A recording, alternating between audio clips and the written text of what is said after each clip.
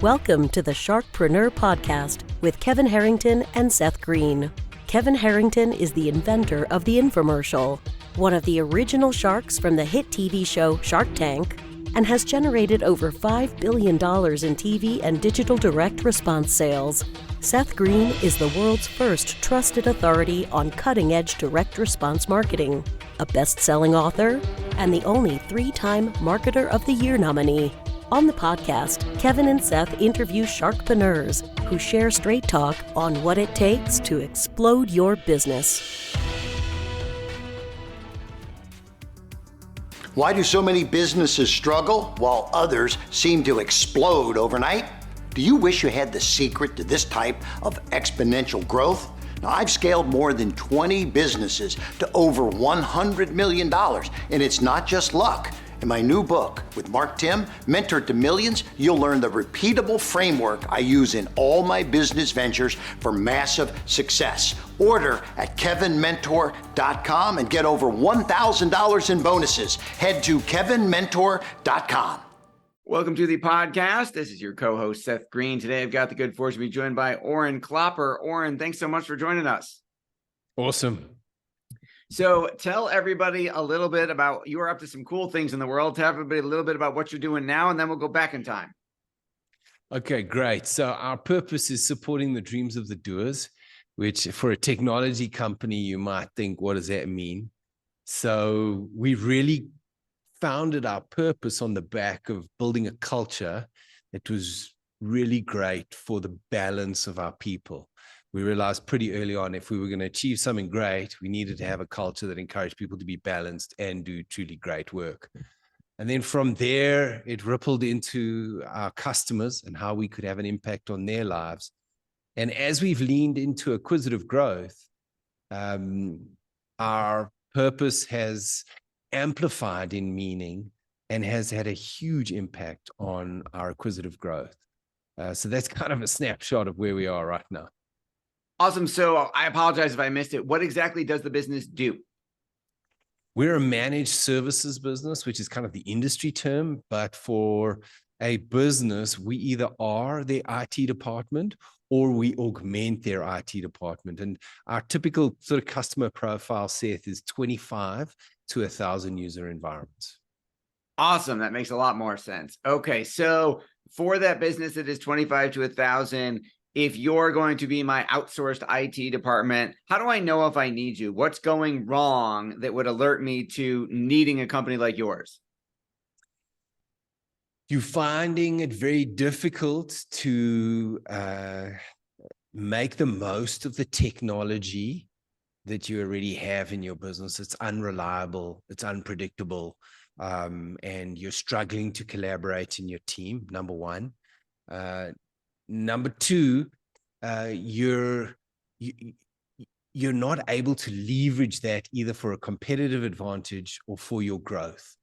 And I'd say thirdly, you've either had a breach, some type of cyber breach, that the maths of that is particularly, and the probability of that is particularly amplified if an organization's technology is not managed well.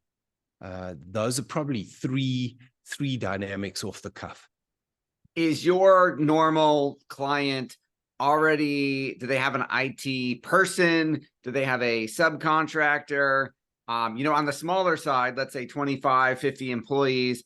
For example, I think we have IT people that are another company, but I don't actually know what specifically they do, or, for example, what we're paying for. Yes. Yeah. So typically you have two buckets in our ideal customer profile. One, they've always outsourced it and they have an existing managed service partner. And then the other is they have an internal IT leader who's either trying to control and manage everything or partnering on some elements of that sort of scope of the technology that they're managing. That's typically, we charge a monthly fee, and we're held accountable to certain service levels. We do typically 12-month agreements, but we found in our industry, if we're not delivering and the customers are not happy, we're very good at exiting that relationship in a professional way. Well, that's good, but obviously we don't want anybody to ever want to leave. So what is managed service? What services are you managing? What does the day-to-day look like? How does a company interact with you on the smaller side? And then we'll flip the coin and talk about a larger company. Yeah, sure. So I think there are three specific areas. Two of them are the reddest red oceans you could ever imagine, Seth. And the other is our very own blue ocean, and long may it last. The first two are the core managed service, where you've got a service desk. You either send an email or you phone the service desk to say, I've got a problem. Can you help me? Below that, there are a whole lot of things that are happening proactively. So that's the managed service. That's the one way we interact with our customers. The second way is around security, and there are quite a few elements in that. And that, again, is a very red ocean. There are many companies that do that. We believe we do both of those particularly well, but because there are over 20,000 managed service providers in the US alone, it is very competitive. So the managed service, the core managed service, the managed security service, and then the third is what we call our managed innovation service. So we looked at our customer base and our demographic. We look at, typically, Seth, is organizations that are using the Microsoft technology stack, and they're using Office 365, and they potentially have a lot of automation opportunities. So we built a service around Office 365, leveraging Power Platform, which is Power BI and Power Automate. And we felt that there's this huge opportunity to enhance productivity, automation, and adoption in that space. So a service like this might be $3,000 a month. And in a 12-month period, we will find $36,000 worth of ROI, or we carry on working until we do. So it's in a very sweet spot. There's a lot of opportunity, and we're willing to guarantee the outcome. Well, that's obviously incredible that you're able to do that, which speaks volumes to your results and your confidence level, and that you've already done it. So when you talk about managed innovation, when you talk about guaranteeing an ROI, how are you generating that ROI? Because that isn't necessarily just coming from cost savings, I'm presuming. It's coming from value that you're adding. Talk a little bit about that. Yes, for sure. So there are a myriad of opportunities on how we do this, and cost savings is a small part of it. So let's take, for instance, we'll focus in on a department. Let's say, for instance, a company's accounting team. Maybe they're 2 or 3 people. We find some of the highest value processes that they're doing, and we get a sense of how automated they are. And then out of that, we look to see, is it a report that can be automated? Is it a process that can be automated? And so there, typically, let's say there is someone and it saves them 20 hours a month. Let's say the average cost is $100 an hour. So now you've got $2,000 worth of savings a month, as an example. That could be one. Another one is adoption.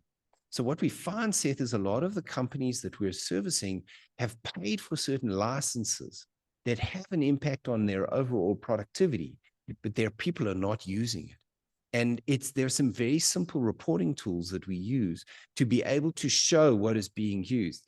And it's phenomenal to see, if you just make it visible, the adoption just goes up instantly. So from one week to the next, you literally just give those leaders and managers the ability to show whether someone is attaching an email or adding a link in an email to a collaboration platform like Teams. You can report on this and you could show it. And it has a direct impact on productivity and the ability to find documents.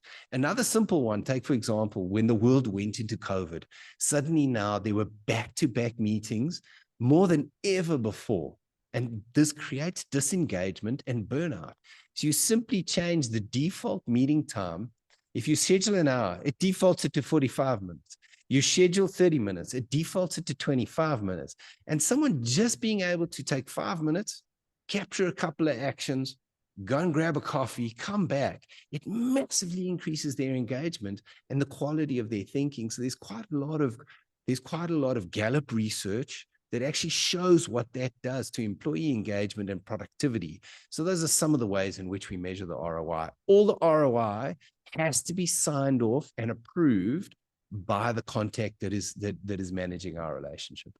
And I love that you're basically earning your own money and making it not no longer a cost to have you on board, but literally possibly a profit center. That's it. That's the aspiration. Well, that's absolutely incredible. Can you give us an example? And if your client identities are confidential, it can just be the ABC company. Can you give us an example of a company, what industry they were in, what size they were, what their issues kind of were, and then kind of that magical transformation you were able to engineer for them? Yes, for sure. So very much along the lines of the example that I gave, a manufacturing company, they had about 5 people in their accounts department. And when they were generating their monthly financial report, there was a lot of manual processing, recapturing of data, trying to combine different spreadsheets, and quite simply, analyzing that process, understanding the amount of time it was taking those team members, and simply leveraging a Power BI report. We were able to save, I think it was in excess of 40 hours a month in that accounts department. And it's not a case of anybody lost their job because of that. It's a case of now they can focus on higher value type of work that can actually have a broader impact on the business. That is absolutely incredible. Your passion is obvious. What do you like best about what you're doing? So I think, if I look at the people I get to work with on a day-to-day basis, it's probably the thing that gives me the most energy. And I also think the growth that we're experiencing right now, Seth, it's really challenging us. It's kind of to the extent where there's butterflies in the stomach, it's like I don't have all the answers. And in that situation, as a leader, I'm forced to let go of things, and you just see the team around you rising up to take up that space and fill it in their own way. That is beautiful. For our folks who are watching and listening and want to learn more, where is the best place for us to send them to learn more about you and more about the company? So you can get hold of me on LinkedIn. I'm very responsive on LinkedIn. It's Orrin Klopper on LinkedIn. And you can also go to our website if you want to reach out directly. But yeah, if anything I've said has resonated and you want to reach out to me directly, please reach out to me on LinkedIn, and I'm very responsive and can get back to you very quickly. All right. This has been Seth Greene with Orrin Klopper. Orrin, thank you so much for joining us. Absolute pleasure. Thank you, Seth. Thanks, everybody, for watching or listening. We'll talk to you or see you next time. Do you need money to fund your idea, product, or service? Are you ready to take your business to the next level, but need capital to get it done? Kevin Harrington has heard more than 50,000 pitches and knows how to help you make the perfect pitch to get the funding for your entrepreneurial dream. He's distilled the process down in his perfect pitch cheat sheet, and it's yours for free. Just text PITCH to him right now at 727-888-2100. Text PITCH to 727-888-2100 right now and claim your free perfect pitch cheat sheet. Text PITCH to 727-888-2100 to start funding your dream today. This show has been produced by Market Domination, LLC.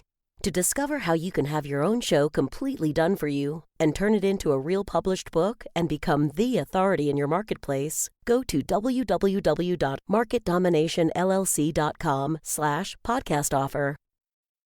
49 faces looked to him in triumph. Over the last 12 months, they had each taken turns and promoted his business for a week at a time, driving over $987,342 in revenue. What if you had a network of 50 centers of influence who promoted your business every week for a year? Grab your copy of the #1 Amazon best-selling book, The Ultimate Guide to Growing Your Business with a Podcast, at 33% off the Amazon price by going to ultimatepodcastbook.com. Again, that website for 33% off the Amazon price is ultimatepodcastbook.com.